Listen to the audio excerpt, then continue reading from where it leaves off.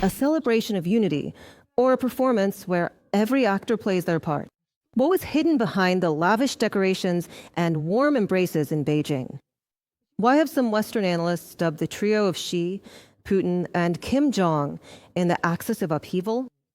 What did each of them want to show the world and their own domestic audiences? Let's break it down. At the Shanghai Cooperation Organization Summit, Xi Jinping acted like a wealthy host welcoming guests into his own home. And, of course, he made a point of showcasing China's financial power above all else.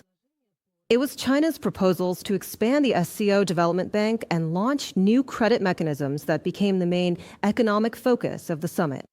This year, Beijing will provide SCO member countries with 2 billion yuan, that is, about $281 million, in non-repayable aid in the form of grants, and another 10 billion yuan, or just under $1.5 billion, in new loans.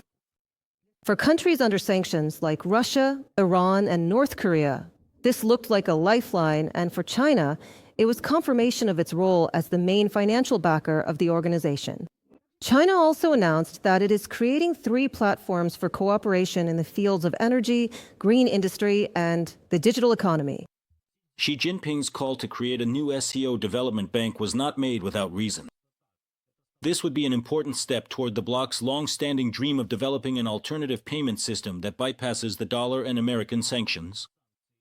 China also plans to build a cooperation center for artificial intelligence for SCO countries, which have been invited to participate in the creation of the Chinese Lunar Research Station. And this is also a challenge to the United States. From a Reuters publication. Of course, China was eager to demonstrate not only its financial power, but also its military might. The parade marking the 80th anniversary of Japan's surrender in World War II became the largest event in the country's history.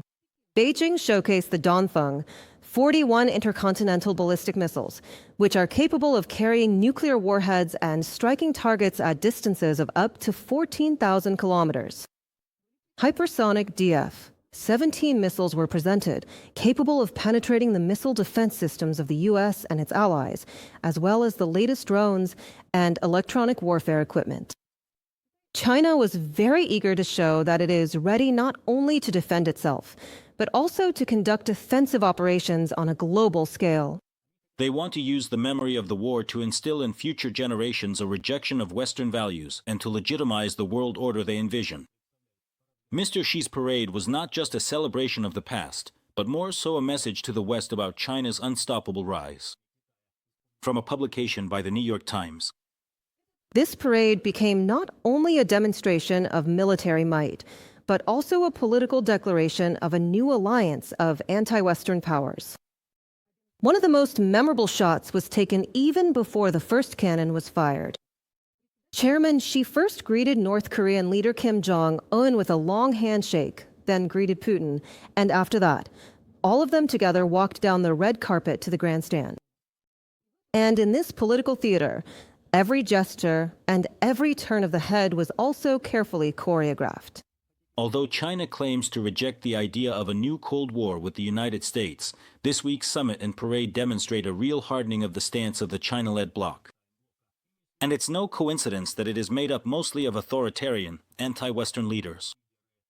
This week vividly demonstrated Beijing's growing ambitions and signaled its desire to reshape the world order. From a publication in The Guardian. Putin had his own plans and calculations in China. He used both the SCO summit platform and a series of bilateral meetings to justify Russia's bloody war against Ukraine. He hurled accusations at Kyiv, Europe, and the US, tried to portray himself as a victim, and shifted all responsibility for the deaths and destruction onto Western countries. But in the summit's final declaration, Ukraine was not mentioned. For the SCO member countries, trade issues were the priority, not legitimizing Russia's actions. But of course, for the Kremlin dictator, it was very important to be seen alongside people who, in essence, allow him to wage this exhausting war for so long. I'm talking about the leaders of North Korea, Iran, China, and India. And of course, Putin was eager to show the whole world that he has no intention of stopping. When you see North Korea providing troops to support Putin on his front lines, and China supplying technology and vital components, it shows that Putin is begging others for help. It shows that Putin likes to appear strong, but he is weaker than ever. Russia has lost more than 1 million people and has lost over 10,000 tanks and unarmored vehicles. His Black Sea Fleet was neutralized by the armed forces of a country that doesn't even have a navy. He hasn't achieved a single one of his strategic goals, and this was a war he expected to win in 3 days. But he's still fighting it, thanks to the courage of the Ukrainians, 3.5 years later.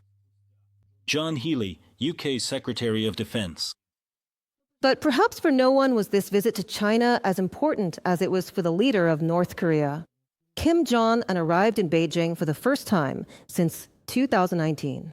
For him and for North Korea, this is a kind of way out of diplomatic isolation. First of all, the North Korean dictator really wanted to show his domestic audience, look, I'm not a pariah, but a world-class leader. And to the international community, he demonstrated that North Korea has allies and will not be left alone. For Kim Jong Un, it's very important to strengthen ties with China, which has been and remains the country's main economic donor. Well, Pyongyang was also hoping to get some benefits from Russia. Kim Jong Un is especially pleased to take part in the parade because it shows that he is at the stage of being accepted by Moscow and Beijing as an equal partner. Kim Jong Un has done a lot for Putin, sending North Korean troops to fight against Ukraine on Russia's side and providing weapons and ammunition. That's why he clearly believes he can count on some reciprocity. Denny Pinkston, professor of international relations at Troy University, in an interview with Deutsche Welle. By the way, Kim Jong Un arrived in Beijing together with his daughter, Kim Joo-ae. She is considered the most likely successor to the country's top government position.